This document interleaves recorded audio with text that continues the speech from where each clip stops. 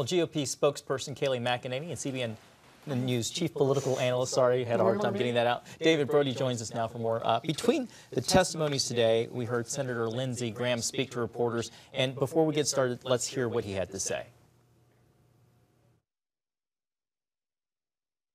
I'm asking you to address this new defense of mistaken identity directly. Dr. Ford, with what degree of certainty do you believe Brett Kavanaugh assaulted you? 100%. Kayleigh, why don't we start with you? Your thoughts about what we have seen so far today. You had talked a little bit about the emotional testimony from Dr. Ford, but then we also saw Brett Kavanaugh come out swinging.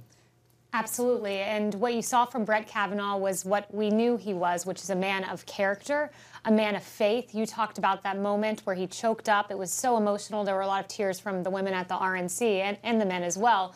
When he said that line about his 10-year-old daughter saying, let's pray for Miss Ford, and what kind of wisdom a 10-year-old has to say that. And he talked about the women throughout the phases of his life who text messaged him and said, you are a good man, take deep breaths. And he said that came from an athlete that he was friends with in college who was a liberal, actually. So we saw a man of character, an emotional moment from both testimonies, and I think people saw that man of character that we've talked about. Real quick, since both of you mentioned the daughter wanting to pray, we have that clip, so if we could roll that real quick, and then David will bring you into the conversation. The other night, Ashley and my daughter Liza said their prayers, and little Liza, all of 10 years old,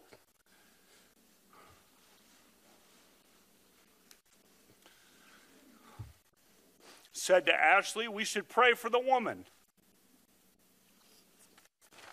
It's a lot of wisdom from a 10-year-old. We mean no ill will. David, some are saying this is the Brett Kavanaugh that they needed to see from day one. Talk about that. That's it. I mean, that was it. This was not the Fox News interview, Brett Kavanaugh. I mean, it was relatively pedestrian a couple nights ago, and boy, he let it all hang out. It was like he had nothing to lose. He said, you know what? Don't put me on the Supreme Court, but I'm going to say a few things before, I'm going to have my day in court, if you will. And that's exactly what he did. Heartfelt, passionate, emotional, and raw and authentic. And I think that was the key. I said, remember early on this morning, we talked about Judge Kavanaugh does not need to show up today. Brett from Maryland needs to show up. And Brett from Maryland showed up today. And that could very well land him a spot on the Supreme Court. I've kind of gone back and forth today, but now, after seeing that, how do you not confirm him? Yeah. Of course, we know President Trump, he is watching, and he likes a person that is a fighter. Kayleigh, do you think President Trump will be pleased with Brett Kavanaugh's performance today? Oh, I'm certain that he will, and especially when he made that comment, he said advice and consent, which is the duty under the Constitution of the Senate to provide advice and consent for a nominee, has been turned to search and destroy. Yeah. And he said, you've tried hard to take me down, but you did not succeed, you did not win, and he fought back. And he made clear, I also should mention, that he does not disbelieve Miss Ford. He believes that something very terrible could have happened to her, but it just wasn't him that did it. So he was very compassionate toward her, but very strong and very unmistakable in denying these allegations. He swore before God, his God, that this did not happen. Well, and speaking of being so strong, boy, coming out against Senate Democrats. I mean, I've never seen that. I don't know if you've seen that before. I've never seen that. Never. Never seen that. He just looked right at him and said, basically, because of you, I may not be able to coach, or I won't be able to coach again. I won't be able to teach again. I have never seen anything like this ever in, forget modern political history. Well, I'd have to go back. I wasn't around in 1785, but I've never seen it. And so it was just amazing to me to really just see him go after the Democrats like that. Though I will say, it does raise a discussion point. I'd be curious about this, Kayleigh, and of course, John and Jenna. But some Democrats are already now saying, well, how is he going to be fair on the Supreme Court if he's trashing Democrats like this? He did open himself up there a little bit. I don't know. It's what they have left, I guess, at this point. He has his supporters, of course. You talked about President Trump in the White House, but he also has reporters there in the Senate Judiciary Committee. Let's go ahead and play that clip again of Senator Lindsey Graham speaking to reporters immediately after Dr. Ford gave her testimony.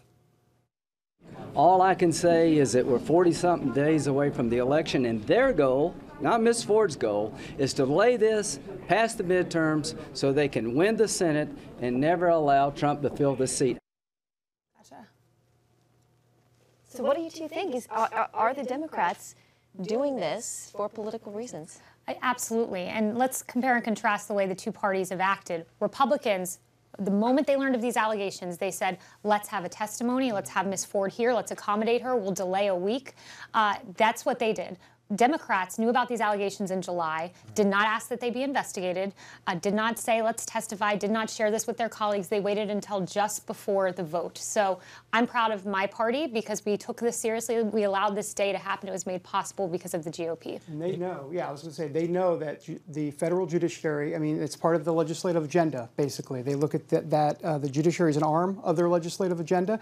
And so this is it. It's 5-4. It's not just Roe v. Wade. It's a lot of things. And clearly this is the apex, and they're fighting for it. And they're fighting hard and dirty. Clearly a lot riding on this. I think the interesting contrast that we've seen between Dr. Ford and Judge Kavanaugh is Judge Kavanaugh with his calendars and with his clear, distinct memory, detailed memory of what happened versus Dr. Ford and some of those things that seemed a little more hazy, a little more fuzzy. So I wonder how that will play out among people who are watching the hearings and really trying to take note to decide whose version of the truth is the truth. Yeah. That's right. And he said, these allegations were not just uncorroborated, they have been refuted. And he listed it, his opening statement went about 30 minutes. Yeah. He refuted minutes. Exactly, refuted point by point, said I was not even in D.C. in the summer on the weekends in 1982.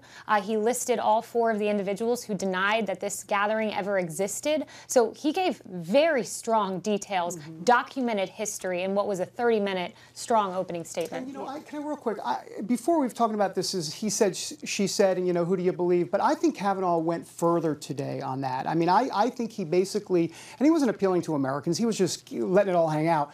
But I think Americans hearing that go, boy, you know what? I mean, this guy's life has just been turned upside down. He appealed to not that he was doing it on purpose. He wasn't trying to appeal to Americans at all. I think he was just speaking from the heart. But I think Americans see that and go, give this guy a break. I mean, it'd be one thing if there was a solid case against him, but if there's not a solid case against him, clearly this guy is distraught. His family has been ruined. He's got 2 small children. I don't know. I just think the heartstrings part of this equation played very well for Brett Kavanaugh today. Yeah, of course, there's the whole process and people saying that it has really been smeared with Brett Kavanaugh and just the tactics that have been employed here. So we'll see what happens from here on out. Well, Kaylee, David, that's all that we have for right now. So thank you so much. Thank you guys.